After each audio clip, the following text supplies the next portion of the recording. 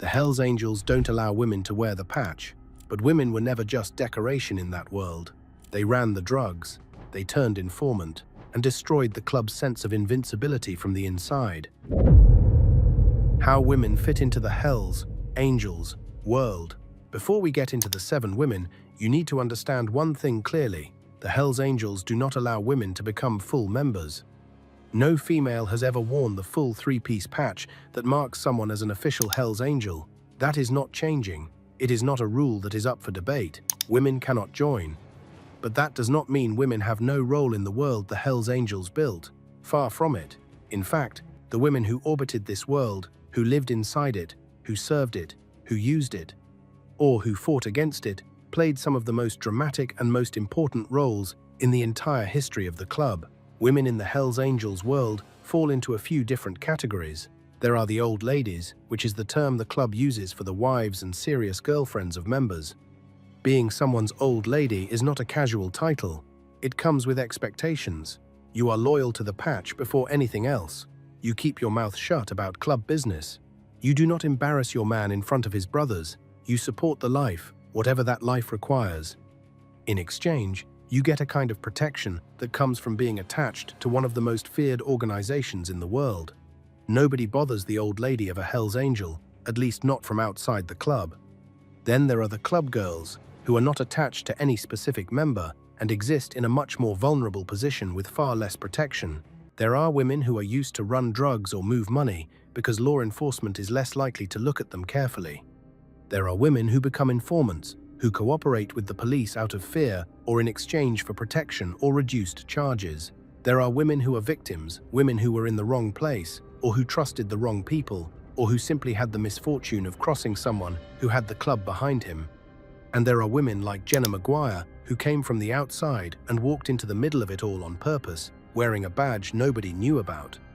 The 7 women in this video represent all of those categories. Each of them, in her own way, is one of the most important female figures in the documented history of the Hells Angels. Some were ruthless in the literal sense, dangerous, calculating, willing to do whatever the situation required. Some were victims whose stories are the clearest proof of what the club was actually capable of. Some changed the organization's history permanently through what they did, and at least one destroyed the club's sense of invincibility from the inside out. Let's get into it. The specific category of women who ran drugs or served as financial intermediaries for the club is perhaps the most practically significant and the least discussed. The Hells Angels understood something early in the development of their criminal operations that law enforcement took years to fully recognize. A woman moving through the world draws far less attention than a man covered in club patches. When police are watching a Hells Angels chapter, they are watching the men. They are watching the bikes, the clubhouse, the meets. The woman who drives away from the clubhouse carrying a bag is invisible compared to the prospect or the full member she just left behind.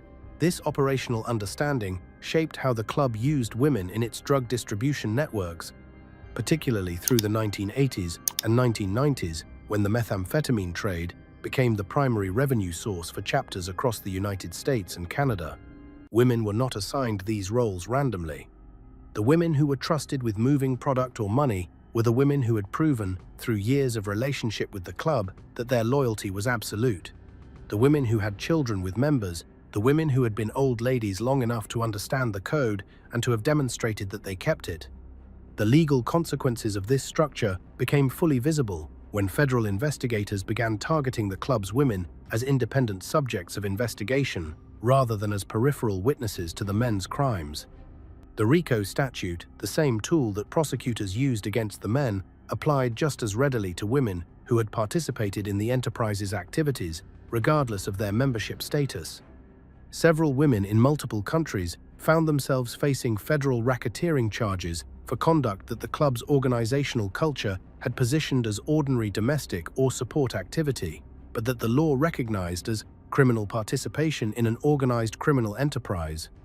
Understanding all of this context is essential for understanding the 7 specific women in this video. They are not exceptions to how women experienced the Hells Angels world. They are, each in their own way, the clearest examples of what that world actually produced in terms of courage, in terms of violence, in terms of loyalty and betrayal and the specific price that each of those things carried. Number 1. Jenna Maguire, the woman who walked in with a badge. In the entire documented history of the Hells Angels, no woman has gotten closer to the heart of the organization than Jenna Maguire. She sat at their tables. She went to their parties. She rode to their events. She watched guns change hands, drugs move across rooms, and men discuss things that were worth years in federal prison. And every night, she went home and told her bosses exactly what she had seen. Jenna Maguire was a special agent with the Bureau of Alcohol, Tobacco, Firearms and Explosives, the ATF. She had 2 years of experience working for the Department of Homeland Security before she joined the ATF in California in 2001. She was intelligent, composed, and good at reading people, exactly the kind of person you need when you are about to spend years lying to some of the most dangerous men in America. The operation she joined was called Operation Black Biscuit. It started in 2001 and was aimed at the Mesa, Arizona chapter of the Hells Angels, one of the most active and violent chapters in the country. The plan was to create a fake support club, a puppet organization called the Solo Angeles Nomads, that would be made up entirely of undercover ATF agents. The fake club would ride alongside real Hells Angels, earn their trust, get invited into their world, and then gather enough evidence to bring federal charges against the club's leadership. The man running the operation from the ground level was Special Agent Jay Dobyns, working under the name J. Bird Davis, a supposed gunrunner and criminal with a history of violence. Dobyns was good at his job. He was convincing. He looked right, acted right, and built real relationships with real Hells Angels members. But there was a problem. Inside the Hells Angels, a man without a woman was suspicious. The Angels did not trust men who did not bring women around. They wondered if Dobyns was gay, and the Hells Angels explicitly banned gay members. A man without a woman was a liability. A liability could get everyone killed. The ATF's answer to this problem was Jenna Maguire. She would play Dobyns' girlfriend, his old lady, the loyal woman at his side, who confirmed that he was exactly who he said he was. This was the first undercover assignment she had ever done. She walked into it surrounded by convicted killers and drug traffickers, playing a role where a single mistake could get her killed. She began the way it had to begin, with a carefully staged meeting. Dobyns arranged dinner with a real Hells Angel named Smitty and his wife Lydia. Maguire showed up at the restaurant, acted like she was running into Dobyns by chance, and slid naturally into the group. By the end of the night, she was part of the story. Lydia liked her. Smitty respected her. She had passed the first test. From that point on, she lived the role 7 days a week. She went to the bars, the runs, the parties, the events. She learned every rule of that world: where to stand, when to speak, when to stay quiet, what the men expected, and when they expected it. When other Hells Angels members tried to set Dobyns up with club girls, Maguire shut it down with one calm, confident line: "Not while Bird is my old man." The threat was gone. The suspicion was gone. She had handled it exactly right. What nobody in that world knew was that every night, after the parties ended and the bikes went quiet, Maguire dropped the act completely and reported everything she had seen, every conversation, every name, every transaction, every gun she had watched change hands. She was their eyes and ears inside the most secretive private world in American organized crime, and she performed that function for nearly 2 years without ever making a mistake they could catch. The psychological weight of that job is almost impossible to describe. She was surrounded by men who had killed people.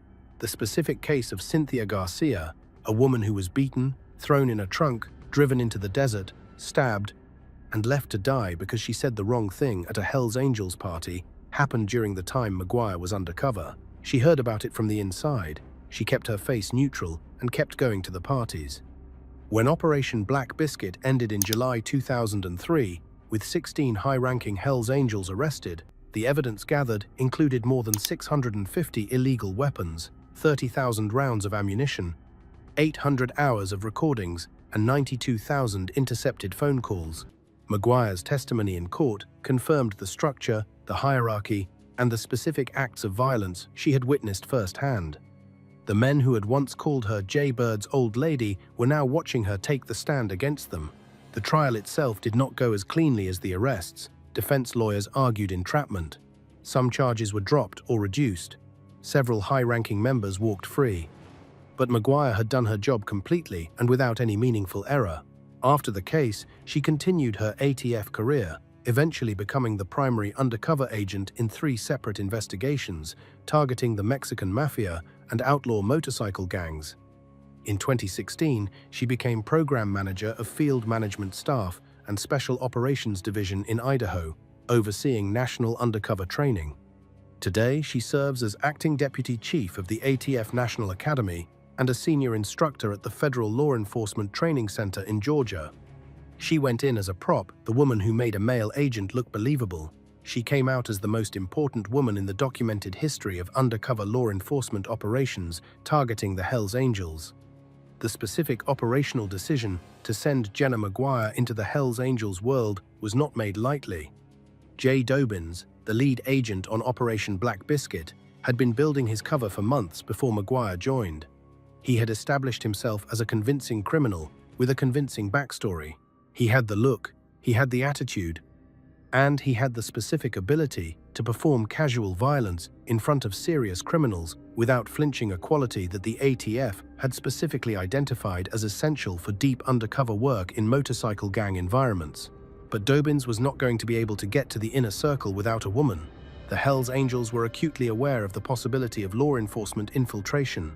They had been burned before. Their suspicions about men who appeared suddenly in their world with money and criminal credentials, but without the kind of social verification that comes from having real relationships in the real criminal world, those suspicions were well developed and well calibrated. A man who brought a woman made more sense. A man who brought a woman who was clearly comfortable in that world, who didn't look scared, who ate dinner with an angel and his wife, and laughed at the right moments, and kept her eyes down at the right moments, and spoke when spoken to, and didn't speak when she shouldn't. That man was more believable. What the Hells Angels didn't know was that Jenna Maguire was not just performing comfort, she was genuinely good at reading rooms and managing situations, which was one of the reasons the ATF had selected her for this assignment, despite her lack of undercover experience. She had the emotional intelligence to understand what the men around her expected from a woman in her position, and she had the professional discipline to deliver exactly that, night after night, without ever letting anything behind her eyes give away what was actually happening. The Cynthia Garcia murder, which occurred while Maguire was undercover, is worth dwelling on for a moment in the context of what Maguire was doing. Here is a woman going into the Mesa chapter's world, attending their parties, sitting in their clubhouse, talking to the men who had beaten another woman unconscious, thrown her in a trunk, driven her to the desert, and stabbed her to death. And doing all of that while maintaining the specific emotional neutrality that her job required. That is not just professional courage. That is something closer to extraordinary self-control in circumstances that most people cannot imagine. Her career after Operation Black Biscuit showed what kind of professional she actually was. 3 separate Mexican mafia and outlaw motorcycle gang investigations where she served as the primary undercover agent. A promotion to national-level program management overseeing undercover operations across multiple ATF field divisions. A senior instructional role at the Federal Law Enforcement Training Center. She spent the most dangerous years of her career in rooms with killers and came out the other side, teaching the next generation of federal agents how to do what she had done. In the entire history of the Hells Angels, the organization has never officially acknowledged Jenna Maguire as a significant figure in their story. That is understandable. She was the government's woman in their world, and acknowledging her means acknowledging how completely she fooled them. But the documented history of the most important undercover federal investigation ever conducted against the Hells Angels places her at the center of it. The evidence she gathered, the testimony she gave, the specific courage she demonstrated over 2 years of living a double life, surrounded by people who would have killed her if they had known the truth, all of that is part of the historical record. She is the most important woman in the documented history of law enforcement operations against the Hells Angels, and it is not particularly close. Number 2. Margot Compton, the witness who paid the highest price. Margot Compton did not choose to be part of the Hells Angels world. She ended up in it the way that many vulnerable people ended up in it during the 1970s, through poverty, through bad relationships, through the slow narrowing of options that makes a person accept situations they would have rejected if they had more choices. She was 24 years old in 1977. She had twin daughters named Sylvia and Sandra, who were 6 years old.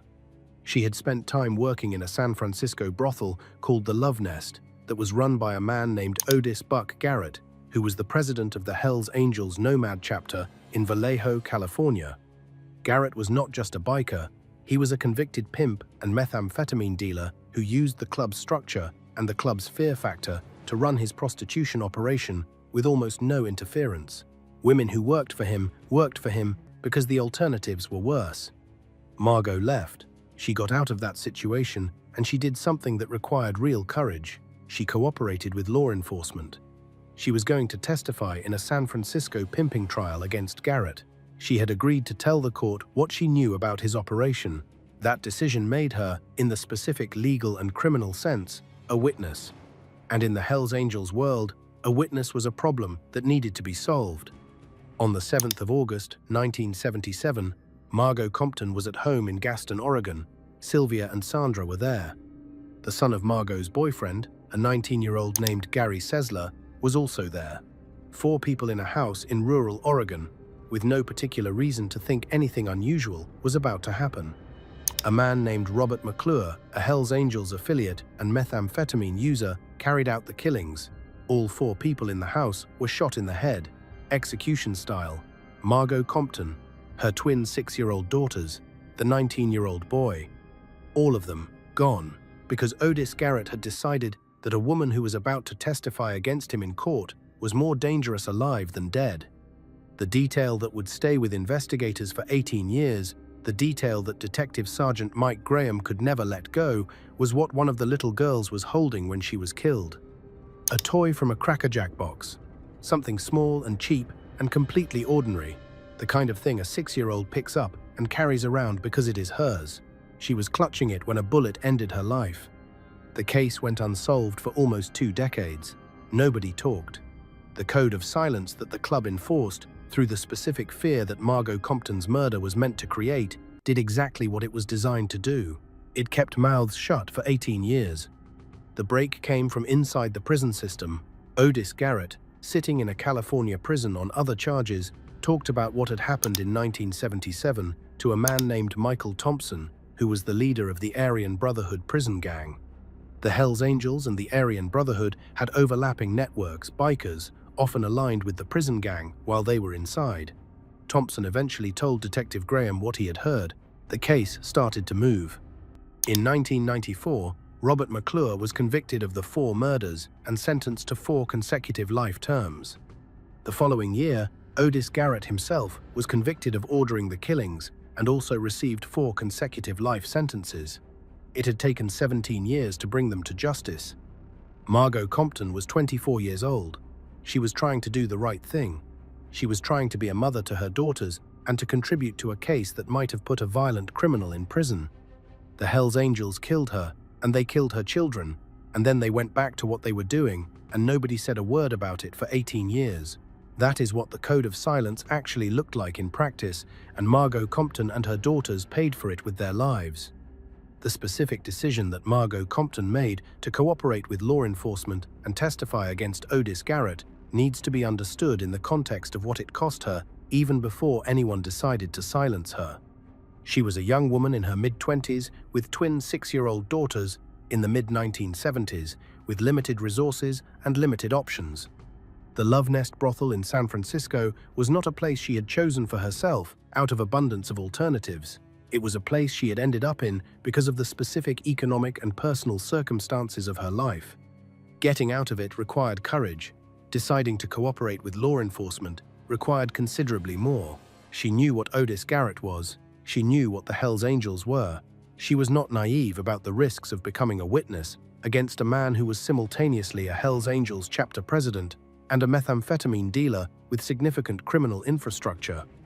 She understood, at some level, what that decision could cost, and she made it anyway. She packed up her daughters, Sylvia and Sandra, 6 years old, and moved from California to Oregon to a house in Gaston. which is a rural area west of Portland. She was building distance between herself and the people she was about to testify against. She was trying to create a situation where she would be safe enough to do the right thing. It was not enough distance. It turned out not to matter how far she went. The 18 years that the case remained unsolved tells a specific story about the effectiveness of the Hells Angels Code of Silence during that period. Robert McClure, the man who carried out the killings, was an affiliate and methamphetamine user who moved in the club's orbit. He was not a full-patch member. He was the kind of man who was given the worst jobs because he was the kind of man who would do them. After the murders, nobody talked. Nobody said anything to anyone in law enforcement about what had happened. A mother and her twin 6-year-old daughters and a 19-year-old boy were shot in the head in a house in rural Oregon, and the criminal world that had ordered their deaths closed around the information and held it for nearly 2 decades. The detail that finally opened the case, Otis Garrett talking in prison, telling Michael Thompson of the Aryan Brotherhood what had happened, Thompson eventually deciding to share that with Detective Graham, illustrates how the code of silence breaks in the end. It rarely breaks from an external investigation, finding the right evidence. It breaks from the inside, from someone who either has a reason to talk or who can no longer carry the weight of knowing what they know. Thompson did not talk because he was a good person who had decided to help justice. He talked because the specific information he had made him useful to a detective who had been looking for it for years, and utility in those circumstances can be its own form of currency. Margot Compton recorded audio diaries in the period before her death. When those diaries were played publicly for the first time, nearly 50 years after her murder, they provided something that court documents and detective testimony cannot: the actual voice of a woman who knew she was in danger and who was trying, in the way that ordinary people try, to make sense of a situation that had become frightening in ways she was not sure how to manage. The diaries were broadcast as part of a 2024 documentary series.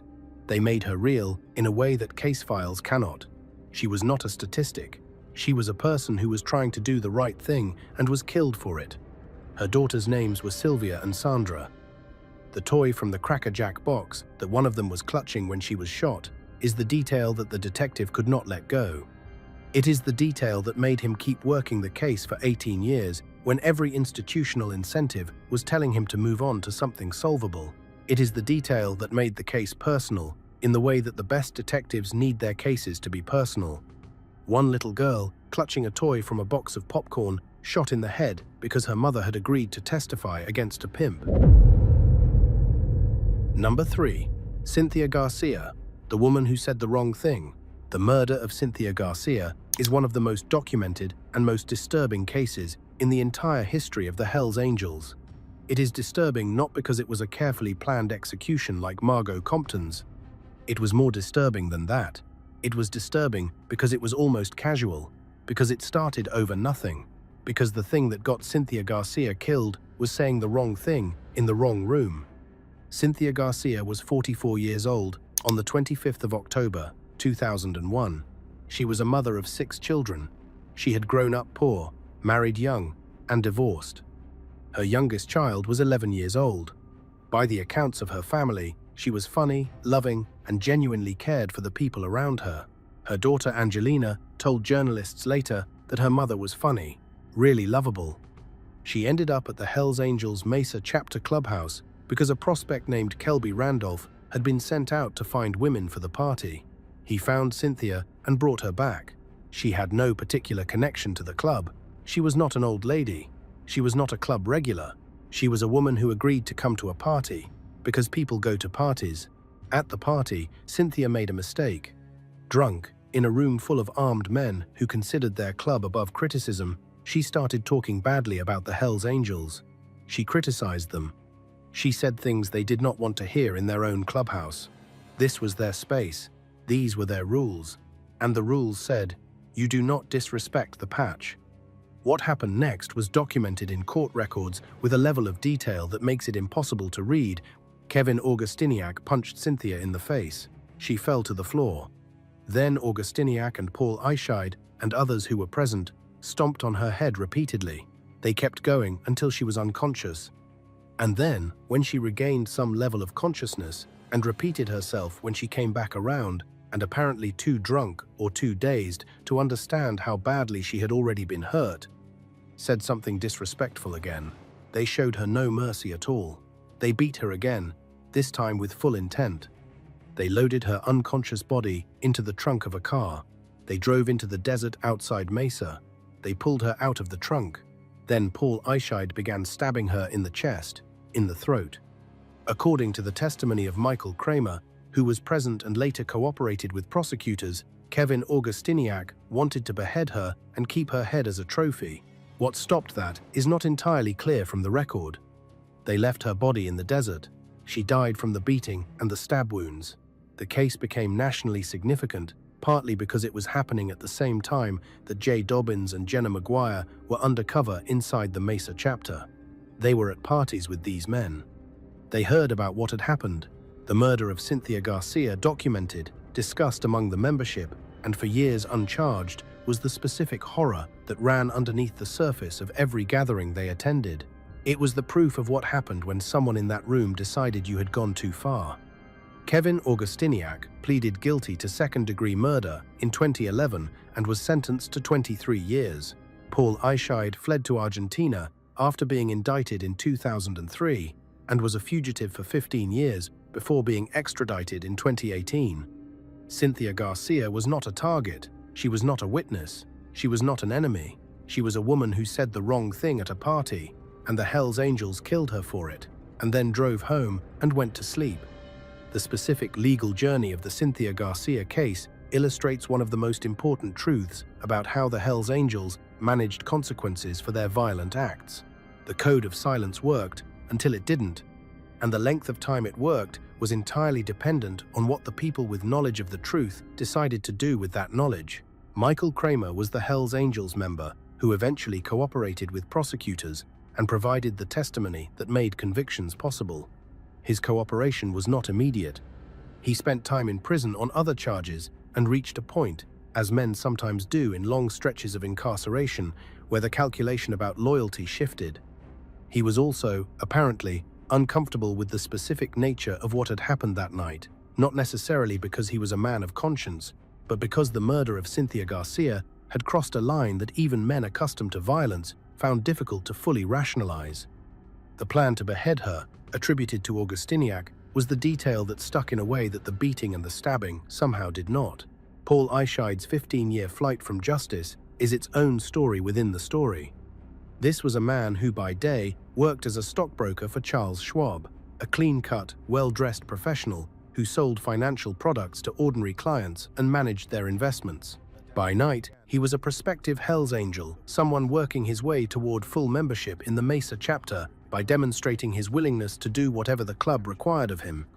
His colleagues at Schwab had no idea. His clients had no idea. He maintained the two identities with the same discipline that career criminals often display in the early stages of their criminal careers, when the contrast between the legitimate life and the criminal one is sharp enough to motivate careful management of each. When the indictment came down, Eichscheid ran.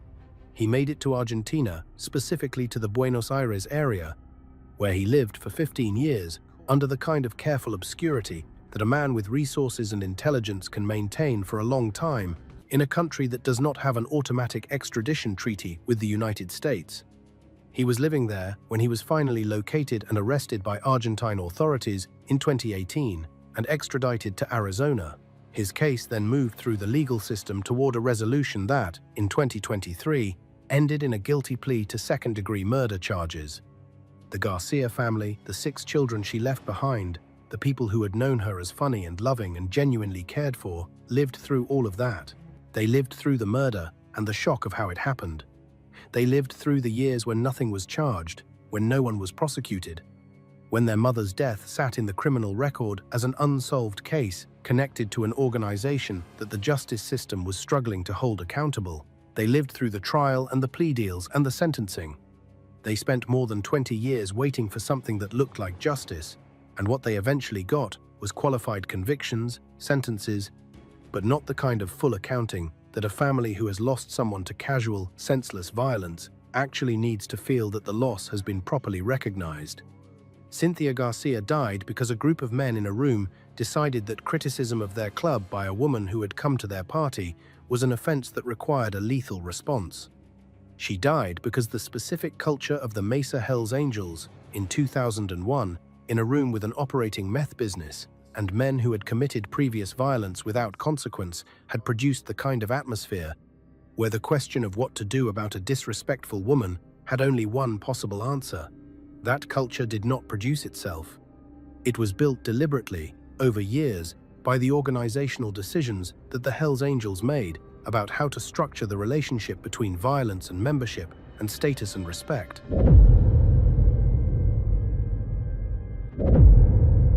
Number 4. Cheryl Cottle, the drug network inside the household. One of the least discussed but most important ways that women operated in the Hells Angels world was as couriers and internal managers of the drug trade. The club understood very early that women attracted less police attention than men with Hells Angels patches on their backs. A woman driving a car is less likely to get pulled over than a man on a Harley with a leather cut covered in club insignia. A woman collecting money from dealers looks like a friend running an errand.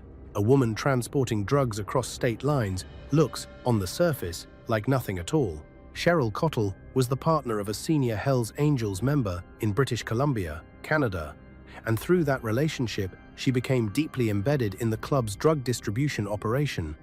When federal investigators in Canada began building cases against the BC Hells Angels in the late 1990s and early 2000s, the financial records, the communications logs, and the testimony from cooperating witnesses consistently placed women at the operational center of the network, not as bystanders, not as old ladies who kept their heads down, but as active participants who understood exactly what they were doing and performed it with competence. Cottle's case illustrated something that investigators across multiple countries had observed about the Hells Angels business model. The women who were most trusted by the club's most senior members were often involved in the financial management of the operation, collecting money, moving money, keeping track of who owed what and who had paid. These were not jobs given to the least trusted people in the organization. They were jobs given to the people who were considered completely reliable, completely loyal, and smart enough to handle the specific kind of accounting that a cash-based criminal empire requires. When British Columbia's organized crime units began prosecuting the Hells Angels drug operations in the early 2000s, as part of what became a series of major federal operations targeting the club's Canadian chapters, women like Cottle emerged as documented participants in the criminal enterprise rather than peripheral figures who could be separated from the club's activity through their lack of official membership. The prosecution's argument, supported by evidence of financial transactions, communications, and testimony, was that the women who ran the households where drug money was counted, who drove the vehicles that carried product across town, and who managed the relationships with street-level dealers formed an essential part of the infrastructure that kept the business running. The legal consequences for women in these positions were real and significant. Canadian courts prosecuted several women connected to Hells Angels drug operations during the same period that the mega trials against the club's senior male leadership were proceeding. The absence of a patch did not, in the eyes of the courts, equal an absence of participation. What the cases of women like Cottle revealed about the Hells Angels' criminal structure is that the organization understood how to use its social rules, the strict limitation of female membership, the placement of women in roles that looked domestic or secondary as actual operational cover. The old lady who answered the phone and took messages was not just a wife. The woman who kept the books was not just a domestic partner. They were components of a criminal business, and the club's insistence that women were not members was, in part, a deliberate arrangement that provided those women with a degree of separation from the official structure that sometimes delayed law enforcement's attention and complicated prosecutions. What makes Cottle's case particularly instructive is the way it challenges the legal argument that the Hells Angels consistently used in their own defense: that the club is a motorcycle organization whose members may individually commit crimes, but that the organization itself is not a criminal enterprise. The presence of women like Cottle, women who held no official club position, who appeared in no organizational chart, but who were functionally part of the club's criminal operations, complicated that argument significantly. A motorcycle club where only the patched members engage in criminal activity looks, at least superficially, like an organization that has criminal members, rather than being itself a criminal organization. But a motorcycle club where the partners of senior members are running the books, where the old ladies are handling the money, where the women connected to the club's leadership are embedded in the operations that generate revenue, that is something harder to characterize as a legitimate organization with criminal members. The domestic and social infrastructure that the women provided was, in practical terms, part of the criminal infrastructure. The house where the money was counted was a business location. The woman who maintained the records was an employee of the enterprise. The fact that neither of them had a patch did not change what they were functionally doing.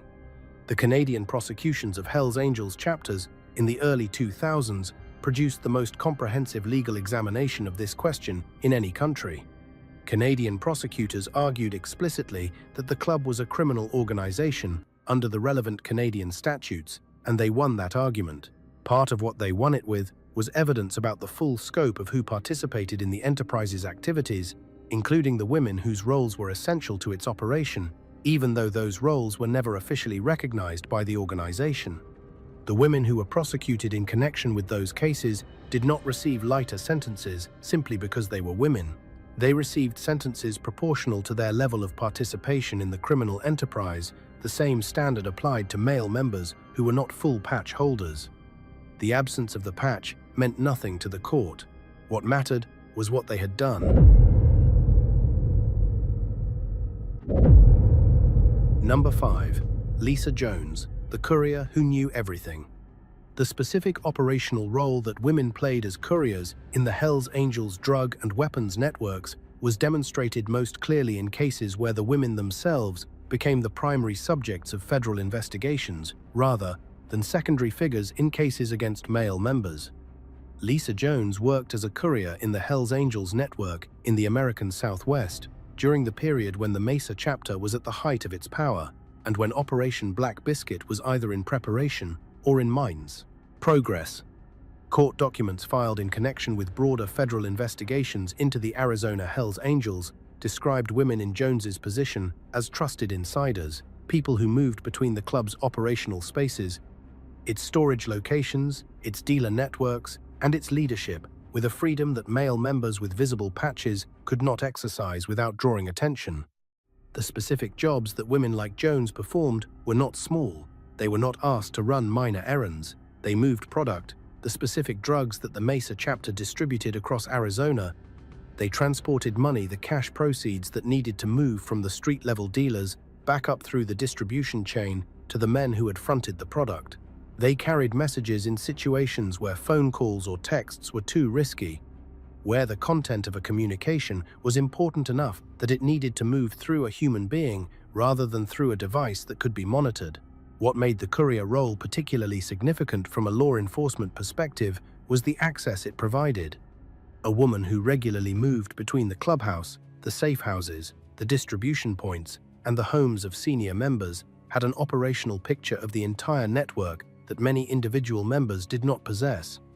She knew who was dealing where. She knew which members were involved in which operations. She knew the timing of transactions and the volumes being moved. That knowledge was valuable to the operation that employed her, and potentially very valuable to law enforcement if she ever decided to cooperate. Federal investigators who built the cases against the Arizona Hells Angels described the women in these networks as occupying a genuinely unique position, trusted enough to know almost everything, not official enough to be immediately targeted, and experienced enough in the operation to provide comprehensive testimony if they were ever flipped. The specific effort that the Hells Angels made to keep their women loyal through genuine relationships, through the protection that the club's reputation provided, through the specific culture of loyalty that the old lady relationship was supposed to create, was partly an operational calculation. You did not want the people who knew everything to have reasons to talk. When some of those women did talk, when the specific pressure of a federal investigation, an arrest, a loved one facing serious time, or a direct threat to their own safety, pushed them toward cooperation. The information they provided gave prosecutors an interior view of the organization that was difficult to obtain any other way. The specific challenge that women like Jones presented to law enforcement was that their legal exposure under RICO was real, but their organizational profile was deliberately low.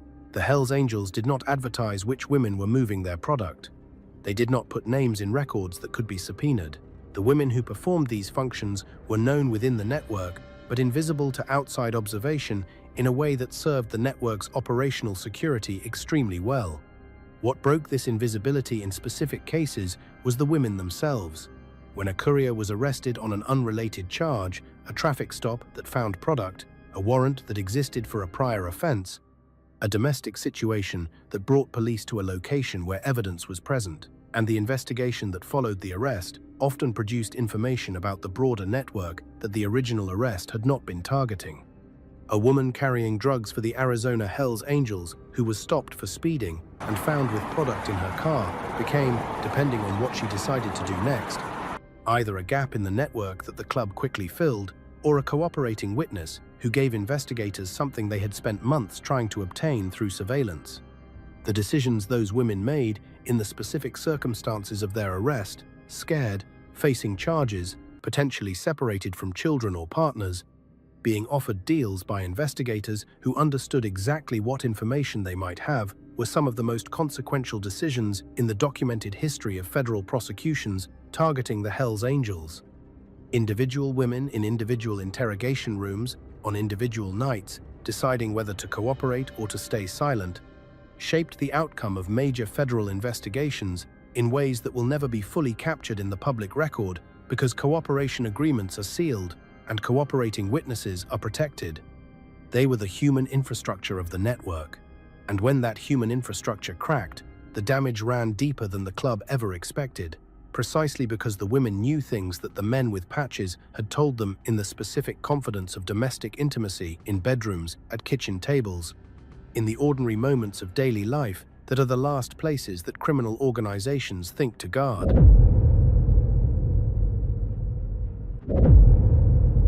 Number 6. Sybil Remy, the informant who took down a chapter.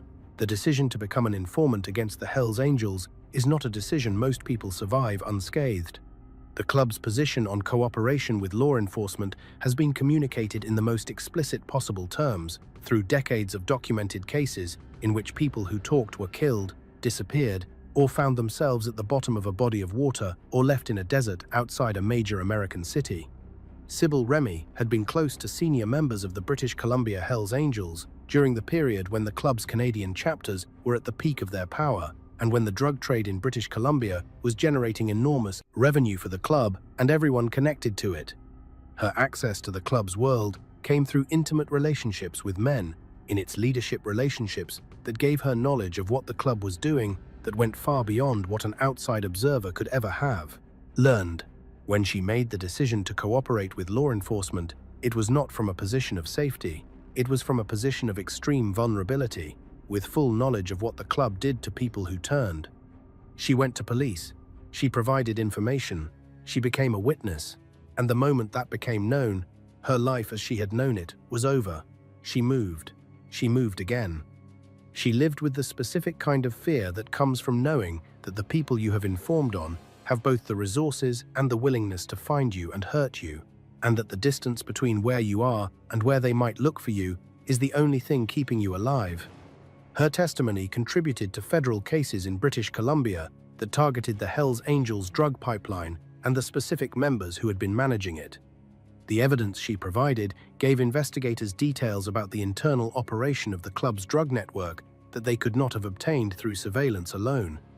What the case of someone like Remy illustrates is the specific calculation that women in the Hells Angels world face when they consider cooperation.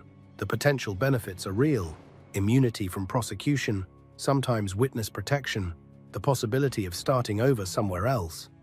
The potential costs are equally real: the permanent severing of every relationship you have built in the world you inhabited, the constant threat of retribution from people who consider cooperation a capital offense, and the specific psychological burden of knowing that you have given the government information that will put people in prison, people who, whatever they did, were also part of your life. She made her choice.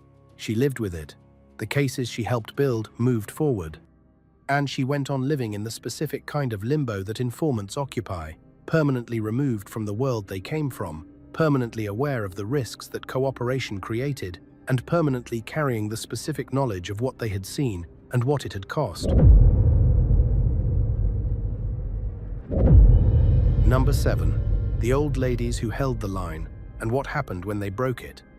The 7th position in this list belongs not to a single woman, but to the collective reality of the old ladies, the wives and girlfriends of Hell's Angels, members who constituted the majority of women in the club's world, and who occupied the most complex and least understood position of anyone connected to the organization. To understand the old ladies, you have to understand what the title actually meant in practice, beyond the romantic or television versions of biker culture. Being an old lady meant that you were the domestic and social partner of a man whose primary loyalty was not to you, but to the club. It meant that when club business required his attention at 2 a.m., he went. It meant that you did not ask where he had been or what he had done. It meant that if he brought something home, money, drugs, or information, you dealt with it in a way that did not create problems for him. It meant that you appeared at the events where appearances mattered, and that your behavior at those events reflected on his standing within the club. In exchange for all of that, you got something real. You got protection. You got economic support, because the drug trade that most senior members were involved in generated serious money. You got a social world with its own rules and its own structure, where your status was clear and where the women around you shared the same set of obligations and the same set of understandings. You got belonging to something, even if the thing you belonged to was not something you could ever fully be part of. What happened when old ladies broke the code varied enormously depending on who their partners were, what chapter they were connected to, and what specifically they had done. Old ladies who talked to law enforcement were the most common category. Some did it willingly, out of their own moral calculations, or out of fear, or out of the specific exhaustion that comes from years of knowing things you cannot say. Some did it because they had been arrested themselves and were facing charges of their own, and cooperation was the only way to reduce those charges to something manageable. The cases of women who cooperated from inside long-term relationships with senior Hells Angels members produced some of the most comprehensive law enforcement intelligence gathered against the club in any country. A woman who had been with a senior member for a decade knew the internal politics of her partner's chapter, the history of disputes and alliances, the names and faces of the people her partner trusted and did not trust, and the specific details of whatever criminal activities she had been present for or had been told about over the course of years. That information, in the hands of federal investigators who understood what to do with it, was often more valuable than anything a male informant could provide, precisely because women were assumed to know less and were therefore sometimes told more than was strategically wise. The old ladies who were prosecuted alongside their partners, who were charged with conspiracy or with specific criminal acts they had participated in, often faced the same legal exposure as the men they had been with. Without the organizational structure that provided members with legal defense funds and with lawyers experienced in defending organized crime cases, the club defended its members. It did not always defend its old ladies. The women who had tied their lives to the club's world sometimes found, when the legal consequences arrived, that the loyalty they had given was not returned in the same measure. The category of the old lady encompasses women who were violent in their own right, women who were entirely passive participants in whatever their partners did, women who cooperated with law enforcement and changed the legal history of their chapters, and women who maintained the code of silence at enormous personal cost. They were not a monolith.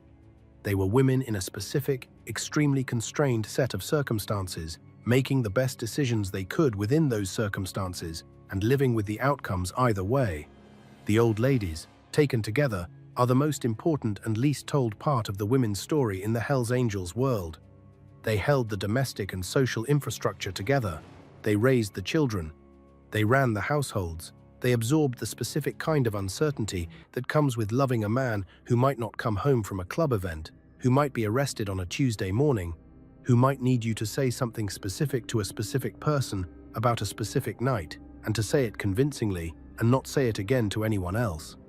They did all of that, mostly without credit, mostly without protection, and mostly without anyone in the outside world understanding what they were actually carrying, what these 7 women actually tell us. Looking at these 7 women together, Jenna Maguire, who infiltrated the club, Margot Compton, who was murdered for trying to testify against it, Cynthia Garcia, who was killed for saying the wrong thing at a party, Cheryl Cottle, who ran the drug money, Lisa Jones, who was the Courier Network's human link, Sybil Remy, who became a witness and paid the price for it, and the collective category of old ladies who held the whole social structure together. What you see is not a simple picture. Women were essential to the Hells Angels operations while being officially excluded from them. They moved money that male members with visible patches could not move as easily. They provided domestic cover that made criminals look like family men. They carried information in their heads that law enforcement paid enormous resources to acquire through surveillance and undercover operations. And the specific vulnerability of women in that world, the fact that they had no patch, no official standing, no formal protection from the organization, made them both more useful to the club and more vulnerable when the club's legal problems became their legal problems. The story of women in the Hells Angels world is not a story that the club tells about itself. The club tells a story about brotherhood, loyalty, freedom, and the road.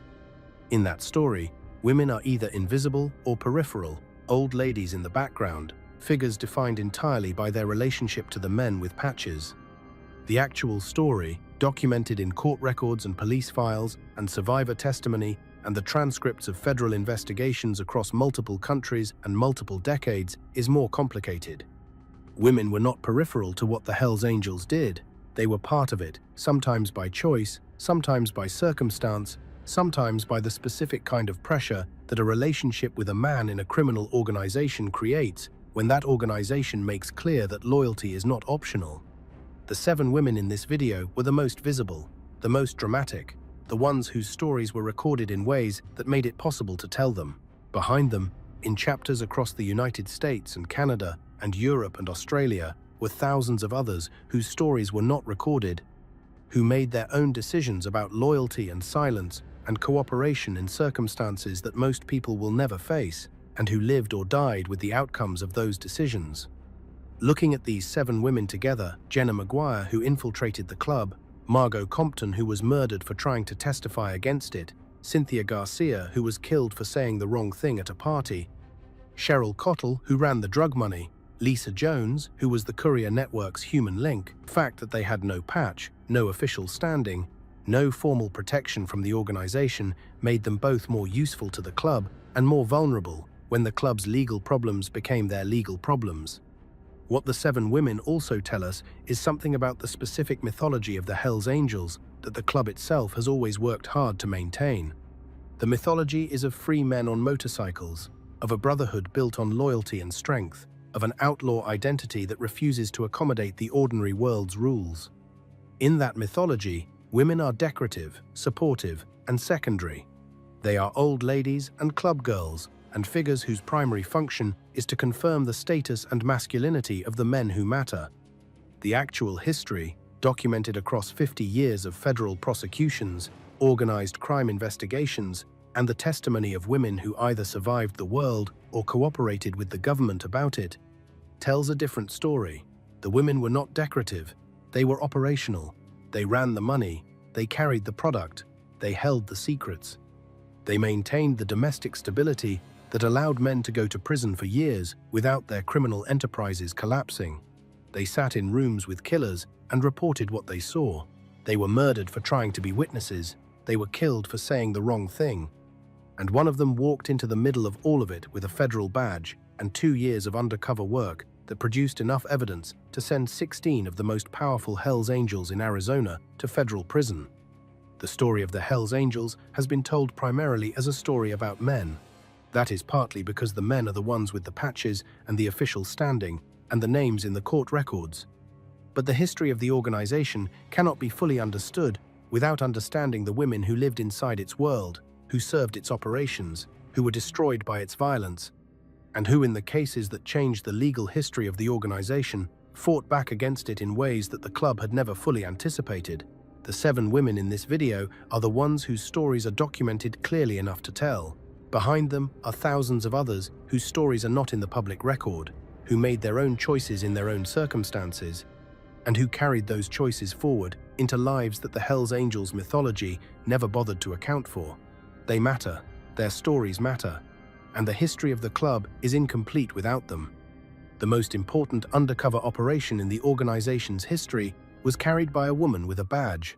The most disturbing murder in the organization's history was of a woman trying to testify and her 6-year-old daughters. The most casual proof of what the organization was capable of was the murder of a woman who said the wrong thing at a party. Women could not be members of the Hells Angels, but they changed its history more than most members ever did. The specific challenge of telling these stories fairly is that they resist the two easiest framings. The first easy framing is that the women connected to the Hells Angels were victims, passive figures who ended up in a dangerous world through bad luck or bad choices. That framing is accurate for Margot Compton and Cynthia Garcia. It is not accurate for Jenna Maguire, and it is not accurate for the women who ran drug money with full knowledge of what they were doing. The second easy framing is that the women who actively participated in the club's criminal operations were ruthless in the same way that the men were ruthless, cold, calculated, and indifferent to consequences. That framing misses the specific context in which those women made their choices. They made those choices inside a culture that had defined, from the beginning, what their role was supposed to be. The latitude they had was real, but it was not the same latitude the men had. They operated under constraints that the men did not face, in a world where the rules had been written entirely by and for the men. What is true, what the documented history of the Hells Angels shows across more than 70 years, is that women were not simply background figures in the organization's story. They were part of it in ways that were sometimes essential, sometimes devastating, and almost always underestimated. The club underestimated Jenna Maguire, and she gathered 2 years of evidence that sent 16 of their members to federal prison. The club thought Margot Compton had been silenced, and her case came back 18 years later and sent the killers to prison for life. The club assumed that the women in its world would stay loyal because the code demanded it, and some of them did, and some of them didn't. The 7 women in this video changed the Hells Angels' history. In 7 different ways, in 7 different roles, they proved that the official story of the club, the one about brothers and patches and the open road, left out the most important parts. Subscribe and hit the bell. There are more stories like these coming.